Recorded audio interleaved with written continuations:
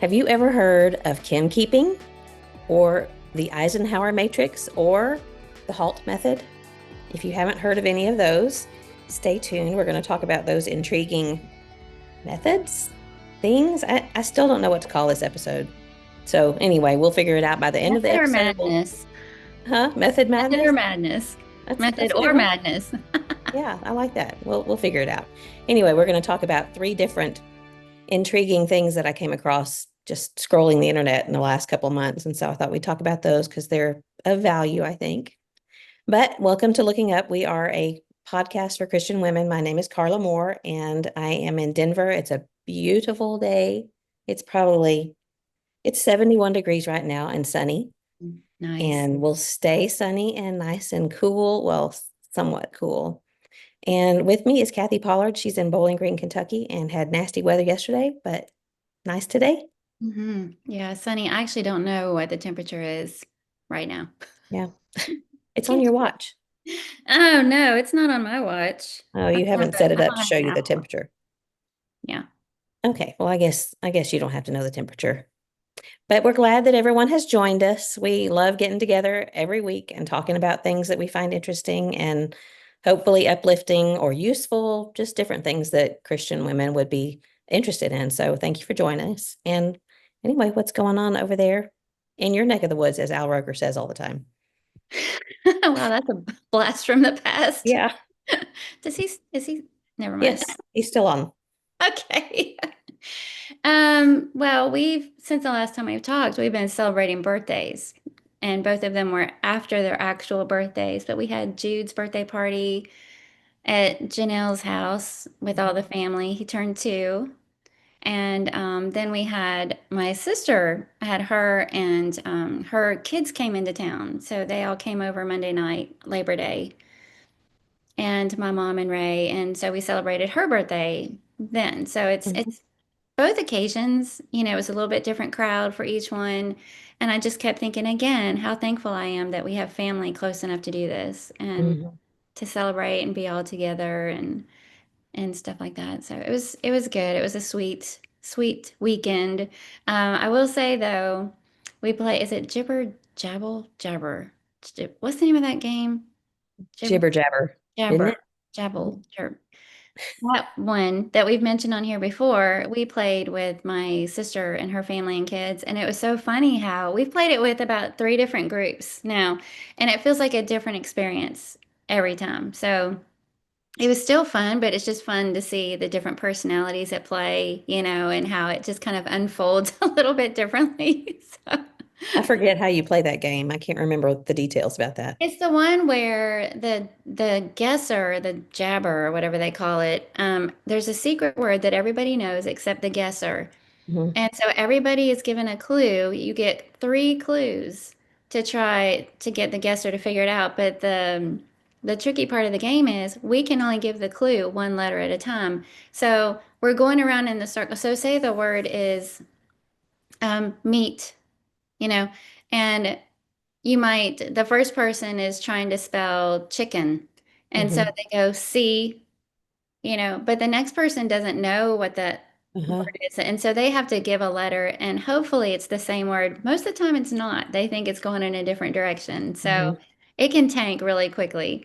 But we do that for 3 words. The guesser gets 2 guesses to figure out what it is. And then there's some other cards in there where there's like you can whisper a clue, you can pass, you can play these certain cards and things like that. So it's a lot of fun. But I was Mhm. thinking how the personalities change the dynamics, and it feels like a different game every single time. So, Well, if you know how someone thinks, so I can imagine you and Christy would be able to kind of put each yes, other on a little bit because you know how each other thinks. yes, yeah, yeah. So, but it was fun. And then, really, aside from like on Friday, we just had like normal life stuff. Neil had a toothache and a flat tire on Friday.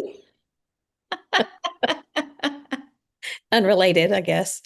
Yeah, so it was, yeah, unrelated, but on the same day. So it kind of changed the nature of the day a little Mhm. bit. And that tire, by the way, is just now come in that we needed for his truck. So, Oh, you had to replace it. hmm Mm. yeah, we have had more flat tires here. than probably our entire marriage. It's just, Well, I feel like every time we turn around, we have another flat for whatever reason. So, is this the first time y'all lived on a gravel road? I mean, your driveway's gravel. You might have yes. little screws and things out there. Yeah. Well, bummer. That's another one of those things. Put that on the list of things I hate to spend money on. I Tires and dirt. know. Yeah. John gets excited about new tires, but I don't see anything exciting about it. He'll I say, don't "Can't think you Neil, tell there's less noise on the road?" I'm like, No, it doesn't sound any different to me, but okay. yeah, no, it's not fun. Yeah. Well, you said flat tire reminds me, Micah, he's still using a shop that's real close to our house. We're in Denver. They live in San Antonio, and his shop that he does the cabinets in is down the street from where we live. And so he'll run up to our house to get a drink or whatever out of the refrigerator, whatever he's doing there. But my Ring doorbell tells me when he's there. And sometimes he'll text me and say, "It's just me," or, whatever he's doing, he'll let me know what he's doing there. But the other day, he came up there and I had asked him if he wouldn't mind to get my key and start my car and just kind of drive it around the neighborhood to keep it going because it's been a month since we've been there. But so he came in the house and I noticed that he went back to, the boys' bedrooms back there instead of our room where the key is. And so I was going to remind him that he needed to do that. But, it can be kind of fun to use your deep, scary voice on the Ring doorbell and talk You to and him. Neil, I tell you. So I said, "What are you doing in my house?" or something like that. And he was walking out the door and he kind of stopped and turned. And then he came over to the camera. And of course, I got a up close look at his nose. But he went out and started the car and he said that my tire was giving the little alert saying that it was a flat tire. So Uh-oh. something to deal with when we get home. No. Yeah. Fun stuff waiting for you. That's no good. Yeah, well, it's all right. I'm looking forward to being home. Neil likes to do that too with the ring. It gives me a heart attack every time. And then when I walk back over and start talking to the camera, and then it cracks him up because there's a little bit of a delay on ours. I don't know if Mhm. there's on yours too, but he says like he can see my mouth or he can see me laughing, but the sound doesn't come till later. Kind of spooky. Yeah. It's a Oh, great thing. I've loved having it since we've been here, and I can kind of just check around. And if there, in fact, you sent me something, and I didn't know. I just saw that there was a package on the porch, and so I got Micah. I was going to wait till I get home and say thank you, but anyway, oh, he opened it. I asked him to because I said there's something. I Oh, said there's something on the porch. Can you make sure it's not something I I need to know didn't. about? Yeah, I didn't think you were going to open it till you got back. Well, he opened it and he held it up to the camera, and I was like, I know what that is. And so, thank you. That was very sweet. You're Should we welcome. tell what it is or no? Sure, Just let everybody be wondering what you sent me. we can do that too. Just wait till I get home and then I'll send a picture of it. Yeah, yeah. Okay. Well, tomorrow What else morning going? is when we're leaving for Alaska, and apparently I didn't tell my family. And so while they were all here Monday night, my mom was like, "So I heard you're going to Alaska," and Christy was like, "Which I only heard because I listened to the podcast." So, You got to check things out with your family, apparently. well, it's just, I didn't mean to. It's just one of those things. August has just been so busy for Cumberland Trace. I mean, we've just had like doubled up events going on the weekends. And I feel like I've been trying to get through all these things. I'm making it sound like they're negative. They're not. But, Mm, just things. we've had other things on the horizon. And so Yeah. I didn't mean to not share that with them. I just forgot. I just Mhm. haven't. So, but anyway, they're like, well. Well, didn't But Dale give you some warnings too? yes, we did get warnings from Dale about watch out for bear and you can lose cell service and it's can be isolated and all these warnings ahead of time. Mhm. But we also got to talk to somebody who just got back from a trip recently and it was funny because they were exactly where we're going. Really? So they gave us some things to make sure you do this and make sure you do this. So that was kind of fun. And also brought up the amazing seafood, which I hadn't even thought about. I mean, I love seafood. So duh, Yeah. of course Alaska would have amazing seafood, but I just hadn't even thought about it. And so it's yet another reason to be excited. But we're leaving 5:45 in the morning. our house, not the flight. And Mhm. it's just one of those things where like the first flight is over 5 hours, the second flight is over 3 hours. So it kind of Mhm. feels like we're visiting a Long foreign way. country. And so, Yeah. but I won't be able to share about it. Full disclosure, we're going to record 2 episodes before Hmm. I leave because everybody has warned us that A, the internet can be spotty, and B, the time difference is going to be an issue also. So, so we're doing 2 episodes. So by the time this one airs on Monday, we'll already be there. And then by the time the one comes out the following Monday, we'll be back, but we won't have talked about it because I will not have gone when we recorded it, if that Yeah. makes sense. So, So I'll so share the next about one you it won't hear about it. after. Yeah. Yeah. Yeah. In a Yeah. couple weeks, I'll be able to talk about it on here. So, but we're Seafood, excited. I'm not all that crazy about seafood like you are. There's some that I do Oh, like. love it. Well, I love shrimp. Well, certain ways that people can fix it. But I didn't find out that I liked halibut until we went to Alaska. And that just doesn't taste fishy at all. It's delicious. And I didn't know that until I went there. Alice's son-in-law, Chris, is a fisherman and he has a boat. And so when long, long years ago, 20 years ago probably, it's funny story. He was a deckhand on a boat. And that's how I think Christine first got to know him and ended up marrying him. But anyway, when we were there, I don't know, 10 plus years ago, John and the boys went out on the boat, and it wasn't Chris's boat, it was somebody else's, but Chris went with them Hmm. and they caught a bunch of halibut. Those things are enormous. And so Exciting. that is going to be nice and fresh. So, Yeah, I'm looking forward to the salmon because I've heard it's very, very good mhm. Alaskan salmon. So that'll be great. But yeah, I'm gonna pig out on as much seafood as I possibly can. It's Speaking of good for you. Alice, I saw the picture you shared of what Ashley McGuire and Chastity Wells did for you. How thoughtful was that? Mhm. Yeah. So are they like uh magnet Individual. Yeah. something? Like the ones that I do of our family, and which was even more thoughtful because she knows that I like those. But she handed it to me that Sunday we were there, and she said, "Don't open this now." So I didn't until we were on our way back Oh, to Nashville, and yeah, just very sweet and thoughtful. Those very, pictures that very she cute. chose, and so I will have a special place for those at home. Just neat. She was very For those thoughtful. of you who aren't local to Bowling Green, they worship with us at Cumberland Trace, but they're twin sisters, Hmm. identical twin sisters. Yeah, So when we first got here, it took a while for me to be able to tell them apart. yeah, Can, of course, but it did take a while. So yeah. you may think Well, when I was a teenager, I read one of those little sweet teenager romances, but it was mhm, about twin girls who traded places. yeah. Did And you ask them if they've ever done that? no, I don't think I Okay, have. Ashley and I Chastity, don't, you have to maybe tell I us. have. Yeah, but they traded places and ended up falling in love with each other's boyfriend. Like a Sweet Valley High kind of a thing, Oh, I remember those. Wow, that is a blast from the past. Yes, yeah. But anyway, I saw that. That Yeah. was extremely thoughtful of them. So I made your hummus last night. How'd it turn out? Not as good as yours. I think No. well, it didn't, that recipe, you said that you kind of just add a little of this and that. It didn't have any cumin in it. So I Oh, added some.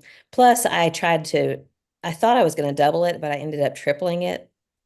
And I used my Ninja kitchen system, which I love, but it was mm. the food processor part, not the blender. So I don't know if maybe the blender might be better. I'm not sure the difference between them, but it wasn't perfectly smooth like yours was. Yours is just, I think I'll forever be chasing your hummus recipe because you just have to have taste it a little bit at a time. And I don't know if I didn't have enough olive oil.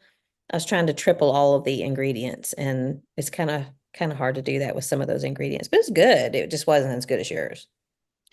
Well, thank you.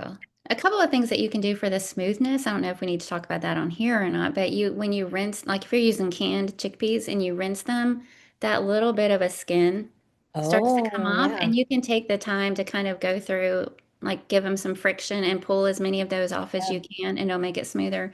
And another thing is to let it run with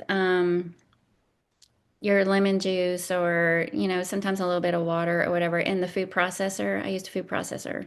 for Mhm. a good bit of time first, and then start adding in all the other stuff. Okay. All right. Well, I'll try that next time. It was good though.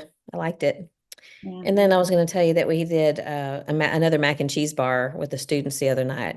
And I wish I had thought about doing that back when we were doing high school stuff, because I bet high school kids would like that even more. Hmm. But bacon, and one of the things that I put out this time that I didn't last time was French fried onions, and those were Oh, really that's a good. good idea. Yeah. Yeah. We Yeah. did that for Teens in the Word a couple of times. It's Yeah. very fun. In Hmm. fact, when you said that to me a little bit ago, I thought, "Oh, I should do that when we have the college kids over." Yeah. But, or even just the women, who doesn't like macaroni and cheese? Yeah, I've already told him that where October is the last time we're going to meet for the monthly, like we're doing the round table type thing in our ladies' Bible class, and October is going to be the last one. And I've already said we're all showing up in our pajamas for the last one. So Nice. maybe we can also do a mac and cheese bar. I'll make the mac and cheese, and everybody else can bring the toppings. Yeah. That'd be fun. That reminded me, Wes, we went to Wes and Terry's last night. That's where I was taking the hummus. And Wes said something about you that I was like, hmm. Tell them I don't appreciate it. No, it was funny. He said on a long flight, and I guess it was on the 2018 Israel trip, that you had gone and changed into your pajamas and slippers for the flight. And I I've was sitting there never worn, going, I've never worn pajamas on a flight. well, I thought she might have put some slippers on, but I know you well enough to know that you would not go in an airplane bathroom and change clothes, that Uh, you'd gross it out. So I thought, yeah. I think you got your story a little bit mixed up, but he meant well. He was just saying, in fact, he was saying that he thought it was genius because you want to kind of get comfortable for a long flight. And I will get comfortable. I will travel in something comfortable for a flight. yeah, I might change into like a sweatshirt or something, yeah, but I've never put pajamas on. yeah. But I've traveled with him to Cambodia too, so we've Hmm. been on a few Yeah, long twice flight. to Cambodia. So we've been on a few overseas flights together. Yeah, but Yeah, my yeah, pajamas in public. yeah. That's what I was sitting there laughing about. I knew what he meant, and he was just saying get comfortable, but it's like, no, she would not go in an airplane bathroom and change clothes. Just wouldn't. I Would. hardly ever go into the airplane bathroom, period. Like I'll hold It it has for to as be long an as I can emergency. because yes, those things are disgusting. Yeah, especially at the end of the flight, Oh, blah, blah, by blah. the 12 My hours. head is getting itchy. Yeah, they're nasty. And you see people go in there, no, Barefooted. Yes. barefooted. I have seen people, I mean, walk down the plane aisle barefooted is Mhm. bad enough, but then to walk into the bathroom. You want to say, please, you know what's in there waiting for you. Oh, Yeah. yeah. Anyways, we digressed. Yeah, we really did. That's probably something I should have shared with you like before we started recording, but I don't know. Oh. Well, I One have one other, more thing to share. okay. This is kind of a fun family thing that, Gary and Chelsea are new parents. Hmm. And so they're trying to come up with extra ways to make more money. Hmm. I'm probably sharing a little bit too much information, but I don't think they actually listen to this podcast, so I can feel like I can say what I You want. can But they apologize are rather than ask permission. what'd you say? You can apologize rather than ask permission. Yes, if it just so happens that they listened, which they don't. But they are the least money-minded couple I've ever met. And by I don't mean that irresponsibly. I just mean like they absolutely do not care. I mean, Hmm. they just are perfectly content. They know what they need Hmm. and take care of their responsibilities and, they're just very simple lifestyle, kind of Content. couple. Well, now Hmm. they have this baby, and I think it's kind of changed, some of their thinking about that and stuff. But anyway, they've started a couple of different like side hustles. And I've always thought if I was as creative as all of my children, I would have all the side hustles. I feel like I'm scrambling around for some way to have a side hustle, but not good enough in any one thing to actually make money at it. Yeah. But so Gary and Chelsea, their baby's name is Atlas, and they've started this little business called Atlas Vintage. Oh, fun. So they have a Facebook page. I'm asking everybody to check it out. I'm just full on giving a shout out and support here. But they have a Facebook page, which doesn't have a lot on it right now. but they're selling some items, little vintage items, and then they're also in the process of making candles, which they've Okay. already done. I've got one. I've got like a wax melted. They have the wax melts and stuff too going right now. That's a very like pumpkin spicy kind of a smell. But they don't have candles up there yet because you have to cure them Hmm. before you can sell them, but they're doing that. And then Gary also started a YouTube channel called Atlas Vintage, which is ambience videos. You know, the ambience music thing. Hmm. So it literally takes him hours, but he creates the graphics, the music, the movement. You know, a lot of times you'll Hmm. have like a crackling fire or Hmm. drizzling rain or whatever, but he does all of that. He's figured out how to do all of that. So he just started this YouTube channel called Atlas Vintage, which is ambient music. So if you're one that likes to listen to like kind of relaxing music in the background while you work or put your kid down for a nap or whatever you're doing, Hmm. that's what that's all about. So anyway, y'all check it out. It's hard to get that kind of stuff off the ground, especially neither one of them have a social media presence. Yeah. So he's kind of posting into the void right now, and I'm trying to tell him, don't get discouraged. You know, Hmm. it'll take some time, but eventually you'll get some visibility. But I thought I would Yeah. just give them a little shout out. Check out Atlas Vintage, if you will. Yeah. I'm looking at it right now, and even just the cover photo for his YouTube page makes me want to like hunker down and have a Hmm. cup of coffee. Yeah. Well, Yeah. is that something that you subscribe to, the YouTube page? How do you, I guess Yeah. if you have enough subscribers, then you can monetize. Yes. Okay. Yes. It's exactly right. So Okay. he subscribers and then likes. If subscribe, you need so many subscribers to be able to monetize, but then likes and comments on the actual videos themselves help the algorithm, you know, just like with all things, get it out there Mhm. so that people actually see it. Yeah. So right now, visibility is their biggest challenge. So I think they've got like 7 subscribers, and I think they're all Pollards. Well, he'll have a more by the end of the day. That I love that kind of thing. I love on the TV that we have at home that's above the fireplace. Hmm. Just when I'm studying or cooking, if I don't want something noisy on, I love to have like a crackling Hmm. fire with the Yeah. sounds and the cozy. What is that? The Huga? Yeah, how do we talk Huga, Huga? That, Huga, Hygge, however you yeah, pronounce that. that Yeah. feel of cozy. Yeah, Yeah. and especially in the fall, you know, they have so many pretty scenes of like a little bookshop in rain or a cozy little Mhm. fireplace setting with a cup of coffee and yeah, so many cozy ones. And then you can pick your style of music for them. You know, do you want like a 40s playlist?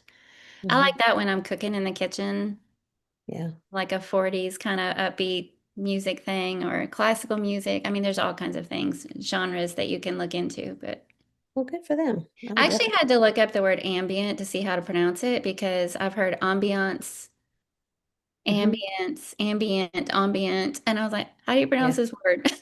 Yeah. Pick an easy word. So I You're looked it so up so I sweet. wouldn't sound like an idiot on here. Oh, we loved being with them that evening at your house and getting to meet Atlas, and they're just both so friendly and non-pretentious and just enjoyable to be around. Thanks. I think so. I think Yeah. so. I had Atlas for about an hour and a half yesterday because it was storming and they had a couple of errands to run yesterday evening. And I was just like, just leave them here. Don't try. And they never ask me. They've asked one time, and it's because they had to run Chelsea to the doctor. Yeah. And when she got sick, and, you know, they're just like not wanting to ever ask for favors. And I was like, please just leave him here. So you don't have Yeah. to take him out in that. So, but I took a video because he's getting to that age where he's cooing and smiling, you know, and Yeah. Well, anyway, that's sweet of them to not take you for granted because they're right there. That's very thoughtful of them. yeah. They're very thoughtful. Okay, enough about my kids. Well, the only other thing that I want to tell you about on this episode is that we just finished the extension retreat, and you know how encouraging Highlight of the year. it is. I Yeah. miss that so much. We went up to Ponderosa Pine Hmm. Retreat Center. I don't know if we did it there when y'all were here or if you know I where that think the is. year after we left, I Yeah. started going to that one. It's about an hour from here. And John and I ended up coming back to the house to sleep. And we had never, well, I did that one year with Kim Sargent, But as far as he and I doing it, we'd never done that before. We always stay up there, but just we've been gone so much lately. I wanted to cry when I thought about packing another bag and sleeping in a mattress that's this thick and I know. showering and up, I just want it literally made me want to cry. And so John said, let's just come back. It's a like 50 minutes, so it wasn't far. And a But we pretty were there drive. the whole time. We went up early in the morning and came back late at night, and it was just very encouraging. They always they talk about the extension schools around the world, and I want to say there's 80 something now. And it's just Yeah. such a great model because they train them for a fraction of the cost. They train men to preach overseas where they're from, so they don't have to move, come over here, live over here, raise support to come over here. And just the cost is so much less to be able to do it there, and yet it's very effective. They stay where they're from, and they preach there. And Mhm. so Keith Kasarjan is the director of the international schools. I guess that's his title. I can't remember exactly, but he always, I mean, he's like a 2 million miler with Delta. He's traveling all the time. And I can't imagine doing that. That's a lot. It But is. I guess he says he loves his job, and it's obvious he does. But so we got reports from about 10 of the different directors, and some in Asia, some in India, some in Africa. Uh, I can't remember where all the places are, but it's always such an encouraging weekend to hear. They say you hear over here that people are not interested in God anymore. People are not interested in the gospel. And then Keith or Mark will say, then you're just not talking to the right That's people. You're talking to Americans. You're not talking to other people around the world, because it really is taking hold, and it's very encouraging. So we get to do that. It is encouraging. We used to love that so much. And it's always at a busy time of year because, you're gearing up for your lectureship there. PTP just happened. And it kind of fits, it feels like it was always kind of right in the middle of those things, but Mhm. worth the time. I mean, Yeah. just such a huge highlight. I would Oh yeah. argue that people here still are hungry for the gospel. Yeah. Yeah, definitely. There are some. I think you maybe have to look a little bit harder, or I don't know. I'm sure that's an assumption that we make that's not a fair one, but I guess maybe what they're saying is that it's easier to find people who are interested in the gospel in Yeah, other places. yeah, that's very true. And we had to spend time with the Steersmans, Daniel and Katrina, who are coming to Bear Valley full time starting in October.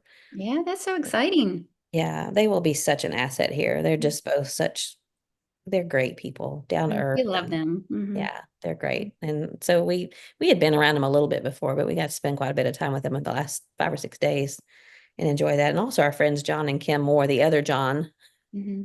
were there. They have been interested in the school, so it was good to see them. So lots of Okay. fun. I was gonna ask why they were there. Well, I don't know, 4 or 5 years ago, I can't remember why they came the first time, if it was that Keith had met them somewhere, or if my John had told that John about it. I don't remember, but they've been coming, I don't know, 3 or 4 different times since then. And Denny and Donnie went on the Egypt trip with John and Kim last year. Mm-hmm. So it's just, the Christian, Are the they trying to get them connected with one of the schools, extension schools somewhere or something? not necessarily, although I think that John has taught I want to say he went with Mark one time to somewhere in India or Asia. I don't remember exactly where, but Hmm. so he's taught in the school, but I don't necessarily think that they're trying to start a new school somewhere with John, Okay. showing them where. So I'm not Huh. sure. All Yeah, right. they're great people though. You got anything else? Nope. Okay. So we're going to talk about these three methods or intriguing ideas or whatever we're going to call it. Hopefully we'll Yeah. say something really smart that'll go, oh, that's the perfect title for this episode. So the first one is called kin keeping, and I came across this months ago, and I jotted it down in my list of, possible topics to talk about on the podcast, because I thought it was just such a neat idea. So kin keeping is the first one. The second one is called the Eisenhower method or matrix. And the third one is called the halt method. But we'll talk about kin keeping first. What did I know that you kind of read up on it a little bit, but what was your initial thought about what kin keeping is? Well, from what I understand, shouldn't you be doing this part? From what I'm trying to involve the audience. oh, I'll wait for them to answer. From what I understand, it's somebody who like is responsible and cares enough to make sure everybody stays connected Yeah, exactly. in the loop, Hmm. looks for ways to get everybody communicating or together Yeah, or something like that. So kin keep exactly. KIN keeping. Yeah, right? Yeah. Oh, exactly. That's exactly it. And is there somebody in your family that tends to be the one that does that? Your extended family? I no, I really couldn't like there's no standout. I Hmm. would say between my sister and me, she's really good about making sure we spend time together and do things together. But we just have a family text Hmm. that the boys have called Kentucky Headhunters. I don't know why, but so we're, anytime we're all getting together or share, like different ones of us will share things throughout the day, and it might be an article or a song or a great sermon, or, Neil's always listening to the boys preach and he'll say something to him about their lesson. I mean, it's just stuff like on the daily. There's stuff going on in Hmm. that group text, but I can't really think of a person that is the Yeah. standout for that Yeah. role. Yeah. Well, just I got to thinking about it because the definition you encapsulated it perfectly, but I got to thinking that how, families tend to lose touch after the matriarch or the patriarch is gone. And that has happened in on both sides of my mom's family and my dad's family.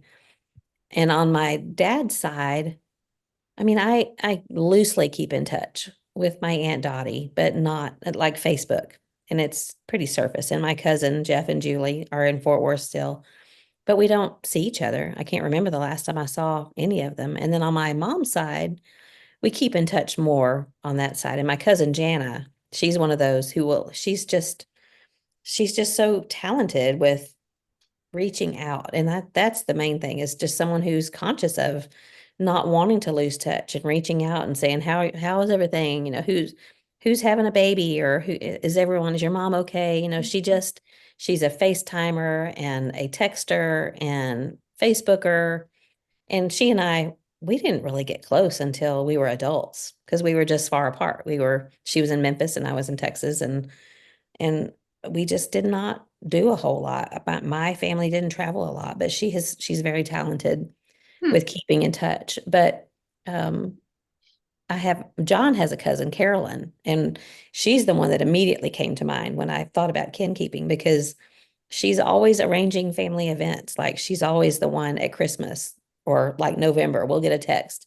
How about getting everybody together on December the whatever? And so it'll be John's brother and sister and their families and her siblings. And she's like a DAR, daughter of the American Revolution. She's just very involved in cemetery upkeep, and she's just Hmm. one of those people that wants to always keep families in touch. And then one of my daughters-in-law too, our family group text is not as active as yours. And I think some of it's because one or two of the boys are like they can't stand the constant interruption, and John is like that. He tends to ignore everything on text, including me. He says, if you really need me, call me. But anyway, I digress again. So occasionally, like, I don't know, this happened in April. One of the daughter-in-laws said, catch us up. Everybody send an update. And so then for the rest of the day, we were getting pictures of the kids and just, this is what's happening with us. This is going on. Where are you? What's going on? And it was just so fun. And so I asked again a week or two ago, everybody send an update. What's going on? So I just thought it was a neat idea. I thought it That's was a good really, idea. Yeah.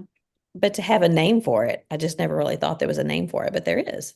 I There's a, like it. It makes me think of when family reunions used to be more of a thing, and that would be the opportunity for family from all over, all the scattered family members to come together and be in one place. And I don't think I've ever been to one in my family, but Neil's been to one in his family. It's been several years, but And then I couldn't help but think of it spiritually, how we're kind of charged with kin keeping Mhm. in the Lord's church, our Christian family, and being responsible for making sure we all stay connected and close and keeping tabs on each other and touching base and creating opportunities to be together and have fellowship. And especially with new Christians, Yeah. needing somebody to kind of take them under their wing and guide them along and make sure they don't get ignored and overlooked. And it was much easier for me to think of kin keepers in the body of Christ.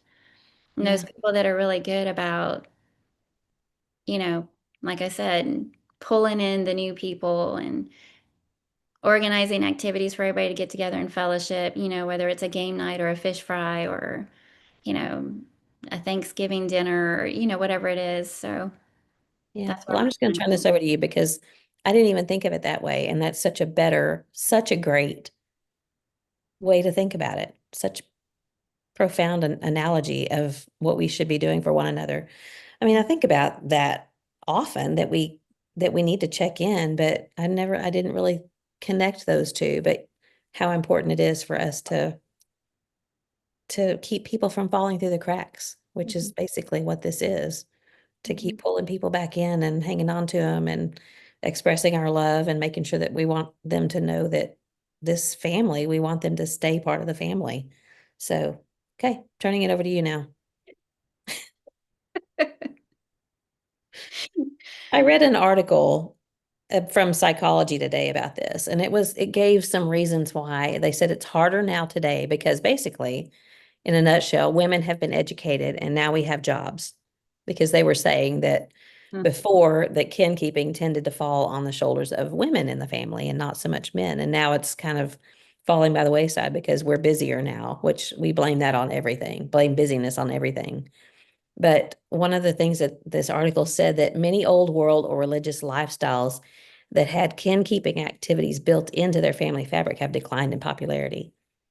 And I thought of my daughter-in-law, Erin, her family, they have something that they call decoration every year. And I remember when she first came to be part of the family and they would talk about decoration. I was like, what's decoration? It didn't I didn't connect that with what we're talking about now, but their mhm. family and talking about the extended family, and they have a big extended family, would gather at one of the local cemeteries and they would decorate the grave sides. I want to say it's Memorial Day, Mm, probably Memorial Day or Flag Day, one of those. They would decorate the cemetery, but they would use it also as a chance to have a family reunion. mhm, And so there's there's those long-standing, I guess that's kind of a religious lifestyle, could or could not be connected with religious activities. But it was just talking about how a lot of those have gone by the wayside. These things that we do spiritually that they're just not as popular anymore. And so this kin keeping has kind of declined, I guess. mhm. This article talked about how the decline of kin keeping contributes to loneliness. And it struck me too, because the article said that 1 out of every 2 adults deals with loneliness. I thought that's half of us. That's a lot of people, Yeah. 50% of people. Wow. And I guess sometimes I feel a little lonely, but that's quickly gone. But it made me wonder how many people out there really do feel lonely who are not connected spiritually. Mhm, So the more I think about it, I mean, it's genius anyway to think about kin keeping as being a spiritual thing, but that helps deal with loneliness and depression and all of those disconnected feelings that people who are not connected spiritually would help them to feel better. mhm, mhm. Yeah. Yeah. Well, sorry. I got nothing. Okay, let me tell you, this is how they suggested. I tossed that ball, it came right back to me. I saw you throwing it to me too, and I was like, not ready. Yeah, you have a signal. I'm about to toss this to you. But they said how you can keep your family connected. One of them was to set expectations that everyone in the family will play the role of kin keeper. And I kind of laughed about that because I can just see myself telling, okay, John, it's your turn to play kin keeper. And he'd be like, huh? What? Mhm. I mean, he wants to everybody to be drawn together, but he doesn't want to necessarily, that may not be a fair thing to say because he would organize something and talk to the boys and whatever. But share the duties. Everyone has the duty of kin keeping. And then it said recognize that some family members will need upskilling. That's a word I'd never heard before. Upskilling, Upscaling, skilling. So skilling. yeah, upskilling. So you don't know how to do it. I'm going to have to help you with your kin keeping Oh, skills. like the skill. Gotcha. Yeah. Huh. And it said that communication and compassion don't come naturally to everyone. So, you tend to think everybody else is going to do that. It said keep things simple, establish a family philosophy tailored to everyone's values, blah, blah, blah, blah, blah. But like, what are your expectations? We're always talking about expectations and how they can lead to problems. So Mhm. if you're going to do something together, if someone expects something made from scratch and you're thinking we can do takeout, you got to communicate that. Just just common sense stuff. And then the last one was to not over rely on digital tools to stay connected. A lot of fancy talk for saying don't just text all the time, but get together face to face and have some real time together. So I You know, thought that, it didn't have a name when I was growing up, but that was our holidays yeah, when I was growing up. And for our family, it was Christmas. That was when we got together with extended family. There was always singing involved, lots of food and hugs. And it was exciting because we were out of state from our cousins. And so this would be the time of year that we would get together. And for Neil's family, it was Thanksgiving. Thanksgiving was yeah, huge.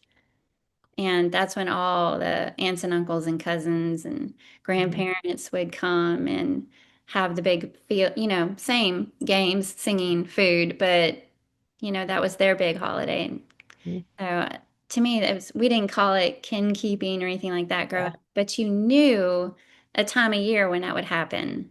yeah. Well, I think it's just interesting to think about it because it's another one of those, the word we use weekly is intentional and Hmm. being intentional about remaining in touch and remaining close and staying together and not letting the world separate us and just keeping the important things important. So Hmm. I just thought it was intriguing and having a name for it, I guess, makes it a little easier to talk about rather than saying, how we're distant now. I wish we were closer. Well, kin keeping helps to do that. So just something to think about. Hmm. Okay, the next one is called the Eisenhower method or matrix. And I think matrix sounds more fun. So the Eisenhower matrix. So this is a task management tool.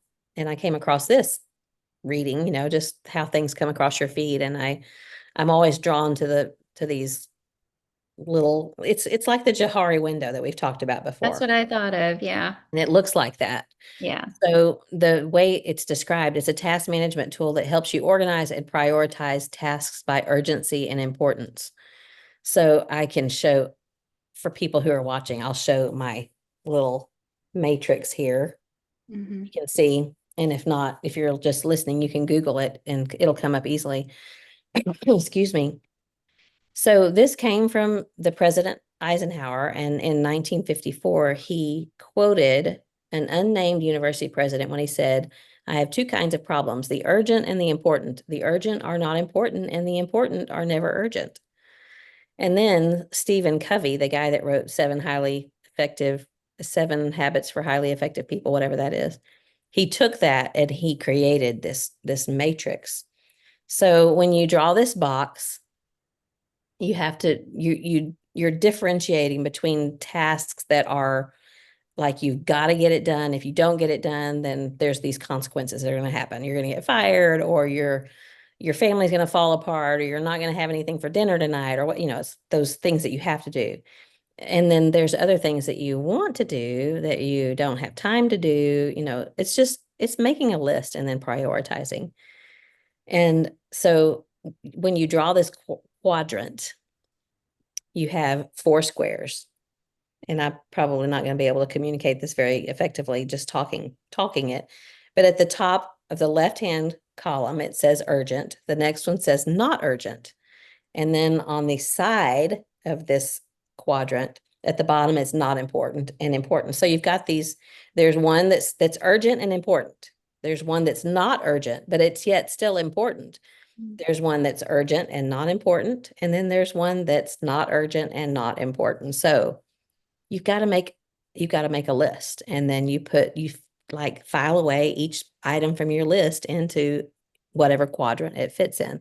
So have I really messed that up, or did you understand what I was saying? I did, but if when you file that Mm. task into one of those quadrants, it also gives you the action. So it like if Mhm. that task falls under urgent and important, do it.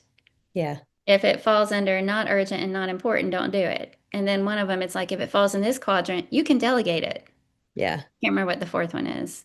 Uh, well, Do, don't do, this delegate. is this is the way I said them. I put it in my own words. So the do quadrant, the tasks that are urgent and important, I said get her done.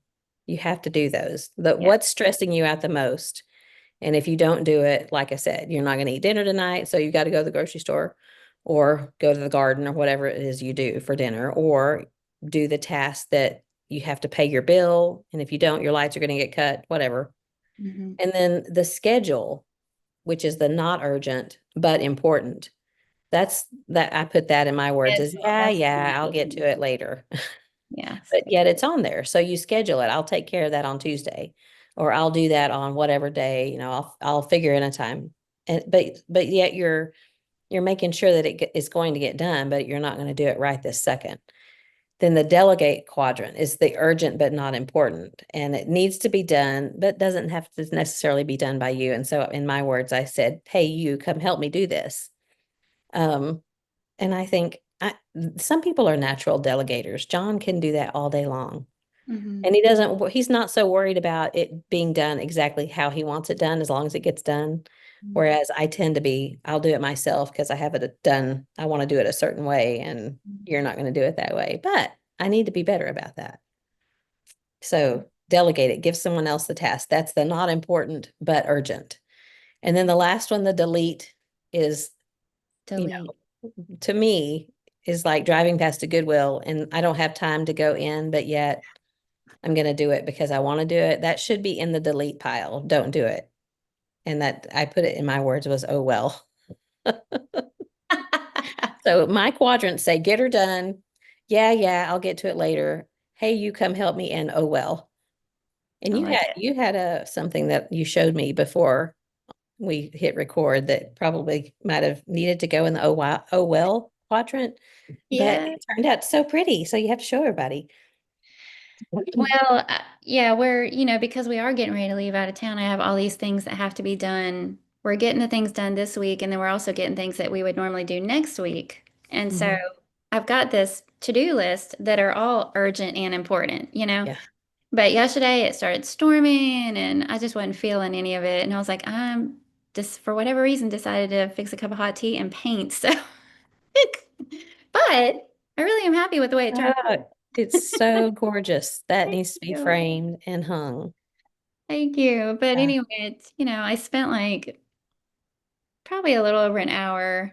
I did the first run through and let it dry and then went back and added some more layers and stuff. Probably a little over an hour all told, but it was kind of one of those things I felt a little sheepish about because I was like, that was not on my list of things to Yeah. do today. But it was mental health. Yeah. Doesn't it kind of equip you to get ready to do the things that are in the must do, the get her done pile?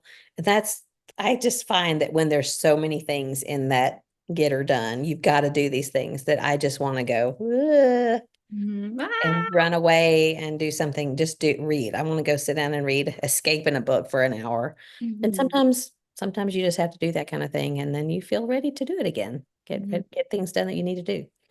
So that is the Eisenhower matrix. So it's just something that you can use to help you organize your life. Will I use it? Probably not, but I thought it was intriguing. I love it. I love it. I can get easily overwhelmed until I have a like a planner thing, Mm, and every single day I look at the dates and I write down my weight, but I also I just jot down what needs to be done, but I'm kind of cataloging it like the top three things. Like when I go to bed at night, these are the things that I know have to be done so that I'll feel good when I go to bed tonight. And so yeah, to have a quadrant like this where I can just kind of look at all those things and say, okay, this has to be done, but this I can do later, this I can remove off the list altogether. It just seems like it simplifies that process. And sometimes I jot everything down, including things like laundry, or in this case, packing and, all that kind of stuff, strip the bed, whatever it is. And sometimes I like to do a big long list like that just because some of those tasks can be done in 3 minutes or less. And then I can do them really, really fast and go ahead and scratch them off the list. And I already feel like I've made progress. Whereas if I don't write it down, I feel like it's all just kind of spaghetti noodles in my head. Like, wait, I need to do this. No, I should be doing this. No, I should be doing this. And it just overwhelms me. This works for my brain to be able to put it. I feel like I don't have to stress or think about it anymore if I put it down on paper and then I just Mhm. follow my own directions. Yeah, because you're a lot more organized than I am. So I'm glad that it's something that maybe you'll use.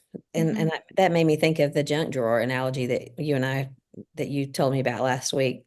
That I think that's kind of pulling things out of the junk drawer because sometimes you yank on it and you can't get it open because there's things blocking it. So you have to organize it. And I guess I tend to stay, I don't know, do I stay on top of things? I think I do somewhat because our bills stay paid and nothing usually ends up in a dumpster fire, as they say. But I'm sure there's times that I could definitely stand to do that right before a trip. That's probably when I need to do the Eisenhower matrix.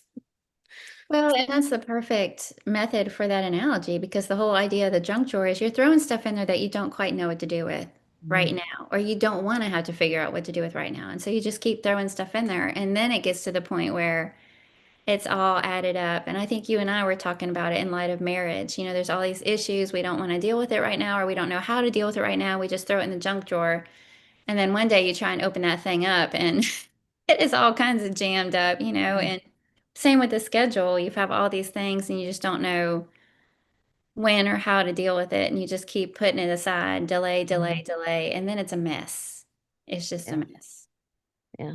We really should develop that analogy because everybody's got at least one junk drawer in their house. And that, like you said, it's somewhere that you put something that I don't know what to do with it right now. So to get it out of my mind, I'm going to put it in here Hmm. to get it out of the way and then you make your life look tidy when it's Hmm. really not. So we should talk more about that. Yeah. That can be looking up with Kathy and Carla's junk drawer organization method. Need to come up with a catchier title. Okay, the last one is called the HALT method. And this is like the gift that we've talked about before, where you give your spouse a gift when you're feeling really junky and nasty and you don't know why, or they are acting junky, nasty, and you don't know why. Hmm. And I'm probably muddying the waters, but give your spouse a gift. Why are they acting like that? Is it guilt or inferiority or fear or trauma that causes that? So the HALT method is so before you do something really dumb, like eating a whole bag of Oreos or a whole half gallon of ice cream or Yeah, spending, you that's know, not. maybe you're on mommy markdown and there's something that's Hey, $250 that you really don't need, but you do it anyway. because it's only 13.99. Yeah. And then you buy 42 13.99 things and it really adds up, right? That's what I end up doing. So making yourself stop, you halt and think about why am I wanting to do this?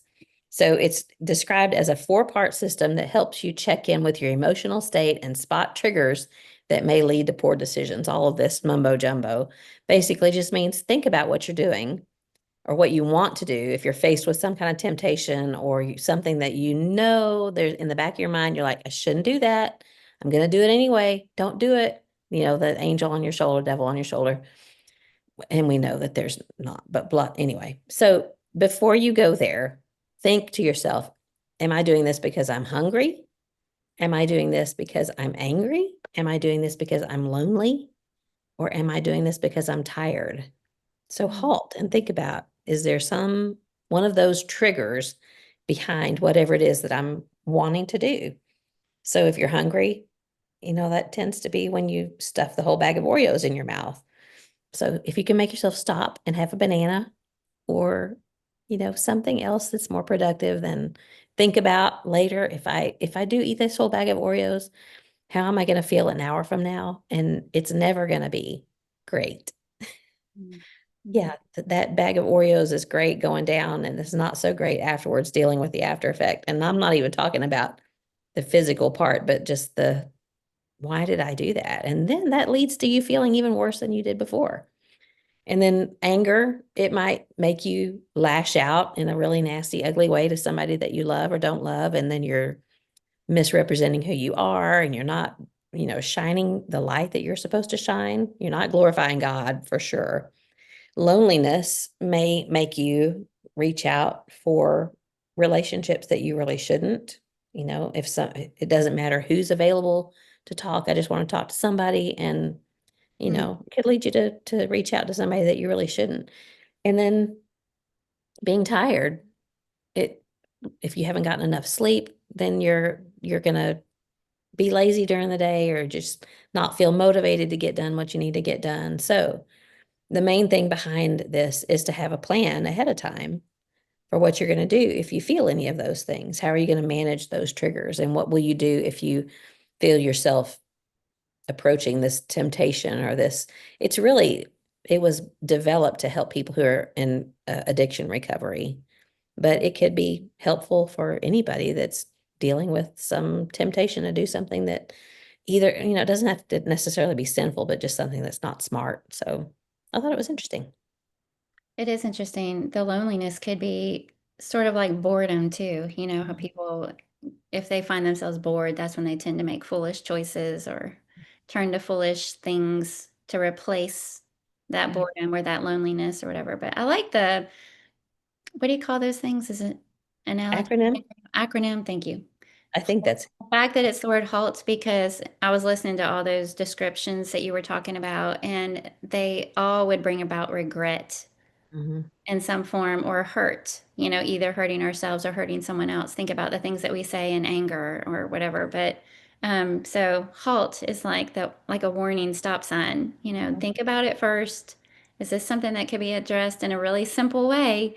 It's mhm, like when you feel so discouraged, something's not turning out, a relationship's not going good, the project is tanking, whatever it might be, you're so discouraged, but people will say, well, sleep on it, you'll feel better in the morning. And a lot of times you do because you're mhm, just tired and frustrated or whatever. Get a good night's sleep, you wake up in the morning and the sun is shining, you're like, okay, let's do this. It kind of reminds me of that, of don't give in to that, whatever you're feeling in the moment mhm, without taking a minute to stop and analyze it first mhm. and see if it's something that can be simply modified or addressed or fed, Yeah, and to prevent you from creating some regret later on or hurt later on. yeah. And even just taking the time to think, just stopping to take the time to think Mhm. is so much better than just blowing your top and blowing a gasket or whatever other analogy you want to use. So anyway, those were just three little things that I still don't think they have a great title, but magical methods or must-have methods, whatever it was you suggested, we may have to go with that. I just Yeah. came across them just scrolling and thought they were maybe would be helpful for us to talk about and interesting. So Well, that's on all I, that last one, I was also thinking that those are the probably the most common excuses that we use yeah. when we have done something dumb or said something dumb. We're like, Mhm. well, I was tired or I was just made me so mad or those are the excuses that we give. Yeah. And they don't really excuse the behavior. So it is good to acknowledge them and then see if there's some kind of action that we can take to Mhm. keep from using that as an excuse in the first place. I thought it was really good. I like that one. Yeah. I think it'd be hard, but to have that kind of awareness, to remember to have that kind of awareness, Mhm. and then because Self-control is what it is. exactly self-discipline, self-control. How many times on the other side of things can we look back and see ourselves more clearly? And then we feel sheepish. We're like, I may Sorry have about been hangry, that. Yeah, sorry about what I said when I was hangry. Exactly. Yeah. And I can always tell when I'm tired, like when it's getting later in the evening and I'm cranky and I think I just need to go to bed and Mhm. I'll be better in the morning. Sometimes John knows. In fact, sometimes he'll go get the bed ready, pull the covers back, set my blanket. He's being sweet. He's like, okay, she needs some rest. So, whereas on the other hand, if I feel him getting that way, I tend to be like, I get annoyed. Do you So need a snack? Yeah, a Snickers bar. That's right. All Oh, right, that's all I have. You have anything else you want to add to that? no, I liked it. I'm Okay, gonna print off that, send me that little Eisenhower matrix thing. I want to okay, print that off. okay, Tried we'll to do it. draw it while you were talking. No, I have it. I just have a screenshot. I'll send it to you, Okay. and we'll post it next week. Okay. Okay. Well, neither of us have any good gossip, and yet I think you have something good for me, don't you? Yes, I do. I have something good for you. So I came across this really cute idea, and it seems like you shared something similar at some point, or maybe it was the same one and I just don't remember. But somebody used an old muffin tin and they used it as a junk drawer organizer. Did you share that one already? No, no, that was Okay. the you're thinking about the soup sampler Yeah, that's muffin right. tin. I knew you did something that had to do with it. But this is it was like one of those it's not rusty, but you can tell it's like that old tin muffin pan or whatever. Yeah. And but they put it in their junk drawer and then they had things like rubber bands, tacks, push pins, paper clips, buttons, those little mini clothespins, magnets, candles, matches, all those kind of little things inside that muffin tin. It was so cute. And I Oh, thought that is genius. I mean, it take up a lot of space from all your bigger junk, but for all those little bits, yeah. bobs like that, it was a really neat idea and really cute too. Hmm. See, when we put the island in the house, then I moved over a lot of things into the island and I have some empty drawers, but my junk drawers are narrow, like literally this, I have two of them and they're narrow and long. So I couldn't fit a muffin tin in there, but I could move my junk drawer somewhere else and use a muffin tin to do that. So Mhm. the problem with junk drawers and organizing junk drawers is that there are other people in your house that are not as committed to keeping your junk drawers organized. And so they come along and rifle through the junk drawer, and all of a sudden it's a junk drawer again, right? Who put their paper clip in the rubber band hole? Is that expectation going to be too high? I love the idea. Yeah, such is life though. That's pretty much our whole house. Yeah. Yeah. Organization is always, it's always those something we chase. Mhm. Well, thanks for the idea. You'll have to send me a picture of it. Yeah, I will. Okay.